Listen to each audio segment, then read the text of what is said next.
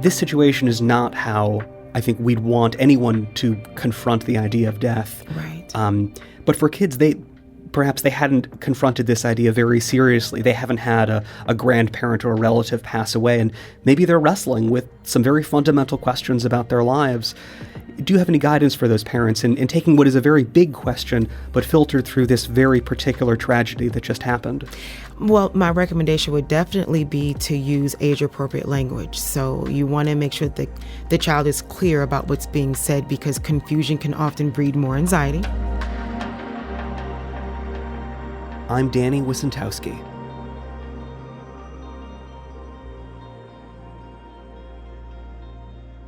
There are images that shake you. The sight of school children, fleeing out of windows, running out of their school, trying to escape gunfire. It must be one of them. And as those images of yesterday's school shooting at Central Visual and Performing Arts fill our screens, our social media feeds, it's hard not to think about the students, the teachers, and families who can't just turn off these images by turning off a screen. This day and its horrors will stay with them. And no matter your connection to this tragedy, it can affect us all. And if you need to talk with someone or feel overwhelmed, St. Louis Behavioral Health Response Crisis Lines provide telephone counseling and mental health resources 24 hours a day, 7 days a week. You can reach them at 314-469-6644. Again, that's 314-469-6644. Or dial their dedicated youth services line. That's 314-819-8802. You can also text Be Heard, that's the letter B and HEARD, to 8231658. You can also find these phone numbers on our website at stlonair.show. Now, there are approaches for healing in these kinds of moments and coping with the unimaginable. And here to talk about those tools, we welcome Marva Robinson, licensed clinical psychologist and member of the St. Louis Association of Black Psychologists. Marva, welcome to the show. Thank you for having me. Marva, this tragedy it hits us in waves as we learn one new thing after the other. But when you first learned about this incident yesterday, where did your mind first go to of who is going to need help and what things need to be mobilized? I immediately thought of the students, first and foremost, as well as the surrounding neighbors that may have witnessed the children running out, that may have overheard the gunshots, the teacher, the housekeeping staff, the maintenance crew. I thought of everyone that was involved or having some attachment to the building. Mm-hmm. And, there's so many reactions happening, and a lot of it is people asking, how do I manage my thoughts? How do I manage my emotions when it feels like I can't control this ride that I'm on, or, just feeling tears coming up, thinking about this event? That kind of management. Mm-hmm. What would you tell someone, perhaps how to sit with those feelings, but also how to practically get through a day? Right. Well, first of all, I would let them know that's very common. And so to let them know that there's nothing wrong with having those emotions. In fact, it's expected. And actually is a normal expectation to have those feelings. So they will come. It may feel random at times. It may be triggered by something they see on TV or a certain phone call, but to allow those emotions to happen. But I would tell them first and foremost to reach out and lean on support. That is one of the most critical things that can be a big game changer for healing versus staying stuck. So even events like a candlelight vigil, being able to gather with others that were also a part of this incident, leaning on families, friends, trusted adults. Those are some of the key factors that will help them to move through this. And at an event like a vigil where people are sharing their memories about these important people who are no longer there, mm-hmm. that can feel very, very sharp and perhaps even painful. But can it be good to be in those spaces? It definitely can. So to be with other people who went through the same thing, so they have a perspective much more similar to yours and a parent who may not have been there, to share positive memories about those that are lost with other loved ones. So there can be healing in being amongst like-minded individuals, those who share in those emotions, and just to see the support. That in and of itself can be healing. Mm-hmm. Now, we've received, we put out a question on social media asking folks, what are they thinking right now? What are they hearing from their own kids? And there was a comment from Kristen M. on Twitter who wrote, "My 8th grader is struggling tonight with going to sleep. She and many of her classmates have been shadowing at different SLPS high schools as we are in the middle of the first application period. She's been trying to picture herself in each school as she visits, but now she can picture the schools because she just attended classes there last week. She doesn't want to picture herself there now." And this sense that, kids are very aware of this moment, but they're also thinking about the future and where they might be going. What might you tell Kristen M. and to help her child just get through tonight, but also to get through the future? Right. Well, I would tell her to definitely just be on the lookout for changes in behaviors, and definitely impairment in sleep is one of the big ones. And so making space for her child to have conversations with her mom about how she's feeling, what her thoughts are. So just making space throughout the day to have those conversations, providing her with factual information. I may also consider maybe limiting some social media contact, because sometimes you can get misinformation that kind of takes on a whole different narrative, but still sticking to some of the routines about what schools we've looked at, what were the pros and cons, or what are some of the positives that can come out of it. And so this is a scary moment, but trying to also encourage her daughter not to let that define her future. What are some of the other behaviors that parents should be, keeping an eye out for, because they want to respond in that in that moment, and some of these behaviors might be tough to deal with for the parent. Is the kid acting out? Is there tension or aggression? What should parents be looking out for? I think definitely impairment in sleep, maybe sleeping later, maybe tossing and turning or waking up early. Any decrease in appetite, maybe some irritability, aggression, wanting to isolate more, maybe not drinking as much water as they used to before, or maybe wanting to be with their friends more than usual. I would say, as a good baseline, any behaviors that were not typical days prior would be something that would be worth looking into. Yeah. Last week, we had a discussion here on the show about death and about people who are in an end-of-life situation, and looking at that case in a healthy way and in an affirmative way. This situation is not how I think we'd want anyone to confront the idea of death. Right. But for kids, perhaps they hadn't confronted this idea very seriously. They haven't had a grandparent or a relative pass away, and maybe they're wrestling with some very fundamental questions about their lives.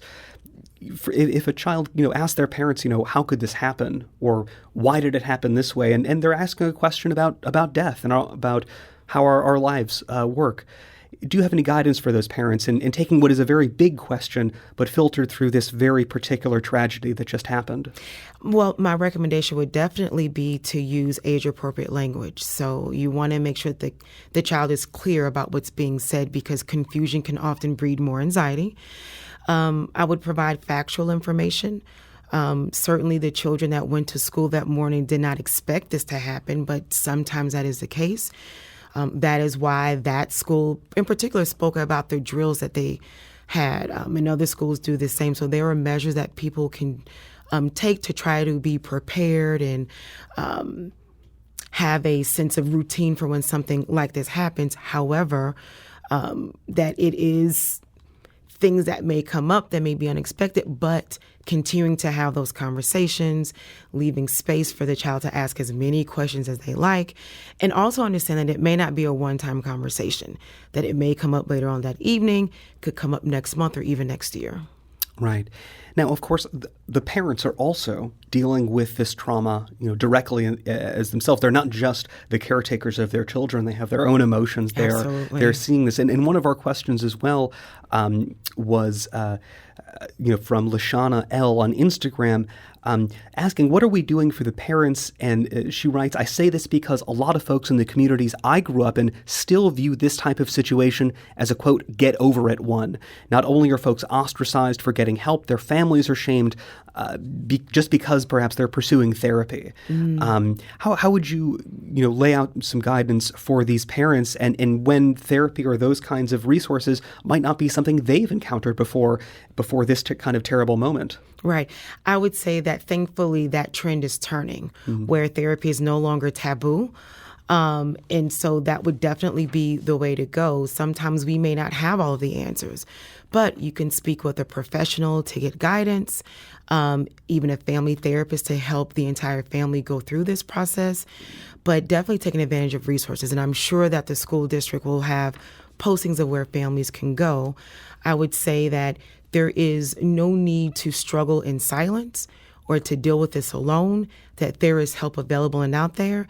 And just one phone call can make a dramatic difference in the healing of the entire family. Now, after this incident happened, SLPS came out and said we're providing a lot of mental health support. There are a lot of counselors, and this is something that SLPS itself has dealt with because kids survive and encounter gun violence and Absolutely. crime trauma. Tragically, on such a consistent basis that SLPS, to of course their credit, has these resources and are ready. When thinking about perhaps compounded trauma, which is I think a phrase that you used with our producer, where some of these kids have experience with this kind of violence or have gone through it, and some this is very fresh.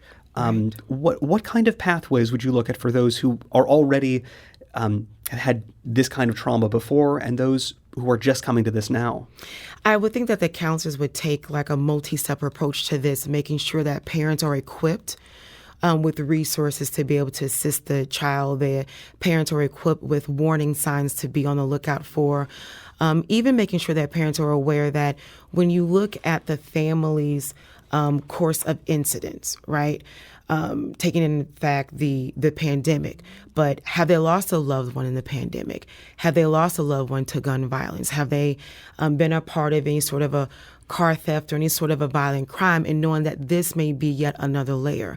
And so those multiple incidents can have a significant impact. And so even if the child appears to be functioning okay, doesn't express a lot of emotions about this particular incident, for me, that would cause a bit more concern, because we certainly wouldn't want a child to become callous to something like this. And so those are usually some warning signs that, maybe professional help is needed to kind of make sure that a child doesn't believe that this is how life is always supposed to be.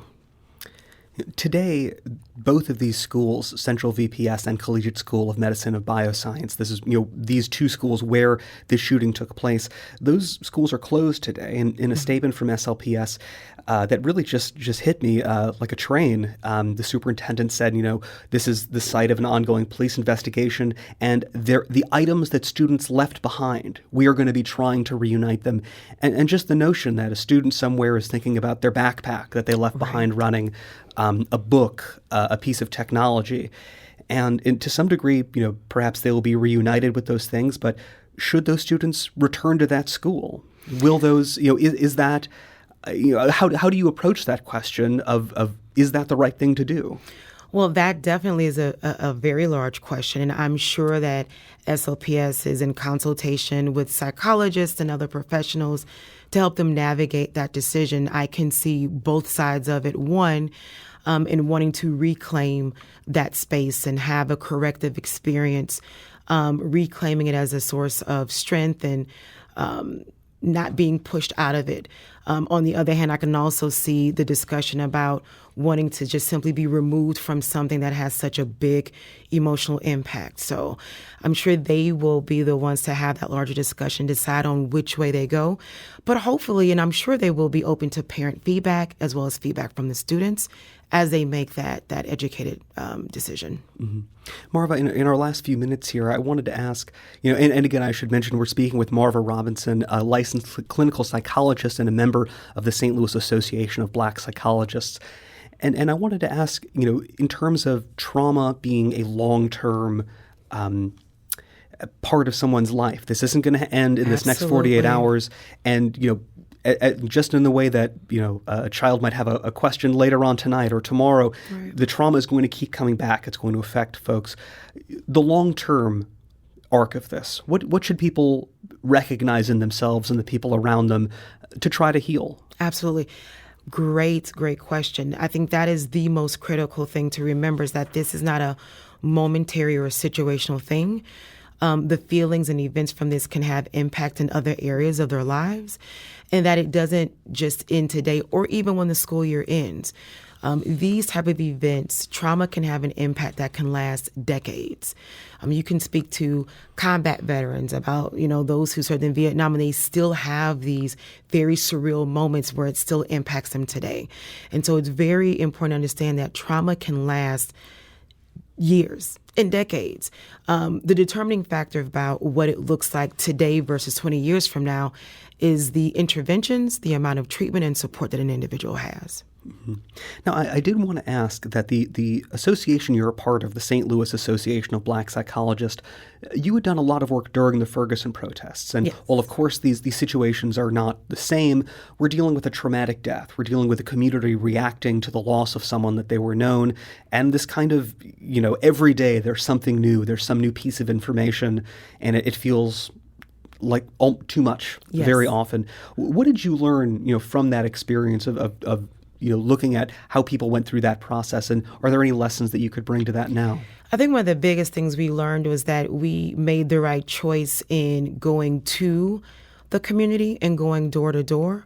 As a clinician, understanding that those first few days are the most critical in terms of getting interventions into place.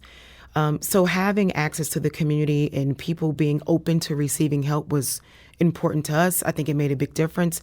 We were able to leave coping skills behind, anything from journals to bubbles to teach breathing. And so I think just having that initial contact and not expecting people to call us or come to our office, but we were proactive in actually going to the community, going door to door. And I think that made a difference. Mm-hmm.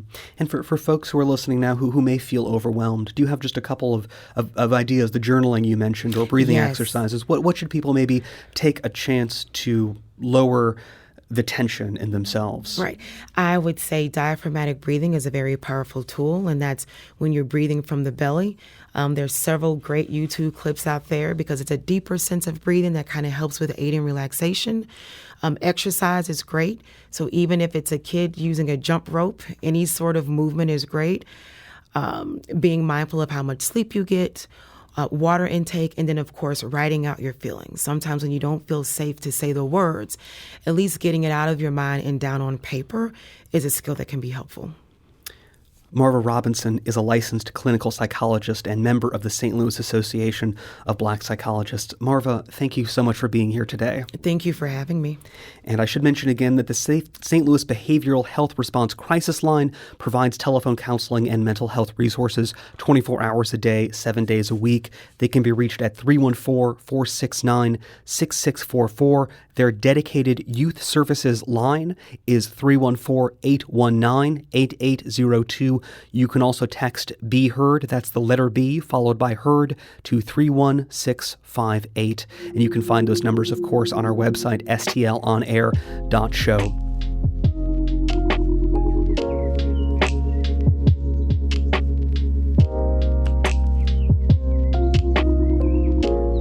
This episode was produced by Danny Wysentowski. Audio engineering and podcast design by Aaron Dorr. Our production intern is Avery Rogers. Our executive producer is Alex Hoyer. St. Louis on the Air is a production of St. Louis Public Radio. Understanding starts here. Our podcast proudly supports St. Louis artists by using music from Life Creative Group.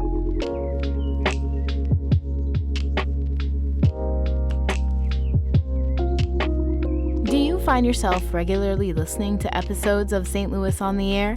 Suggest us to a friend you think might enjoy our conversations, and leave us a review and rating on Apple Podcasts on the App Store. It's the simplest way to help people discover our show. Thank you. St. Louis Public Radio is a member-supported service of the University of Missouri St. Louis.